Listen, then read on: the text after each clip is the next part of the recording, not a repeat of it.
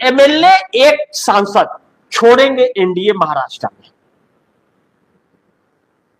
NDA से यह अलग होने जा रहे हैं। 30 एमएलए एक सांसद। यह 30 एमएलए एक सांसद कौन है?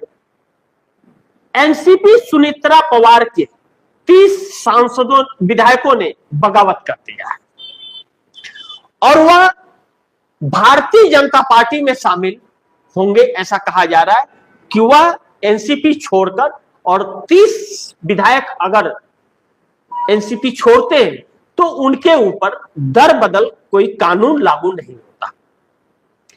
भारतीय जनता पार्टी सुनेत्रा पवार एनसीपी के साथ छल धोखा कर रही है, इस बात से इंकार नहीं कर सकते। और भारतीय जनता पार्टी का इतिहास रहा पीठ में छुरा भोंकती है, चोरी छुपे पीठ में छुरा भोंकती है। यानी कि भारतीय जनता पार्टी ने यह तो दिखा दिया कि इसका वजूद नहीं है, इसे जनता चुनती नहीं है, या अगर पार्टियों की तोड़फोड़ करके सत्ता न काबिज करे तो इसके पास किसी भी राज्य में सरकार नहीं होगी। और यह सब कुछ तब तक चलता रहेगा जब तक सैया कोतवाल बना रहेगा, नरेंद्र मोदी प्रधानमंत्री बने रहेंगे। लेकिन नरेंद्र मोदी की ही जब उल्टी गिनती शुरू हो जाए तब एक अहम सवाल खड़ा हो जाता है कि भारतीय जनता पार्टी का क्या होगा। यह चीज अब भारतीय जनता पार्टी के लिए संकटों वाला है। एक तरफ ईरान इजराइल का युद्ध और दूसरी तरफ सरकार संकट में। यह सरकार कितने दिन टिकेगी यह वक्त बताएगा, लेकिन सुनेत्रा पवार को संकट में डाल दिया है।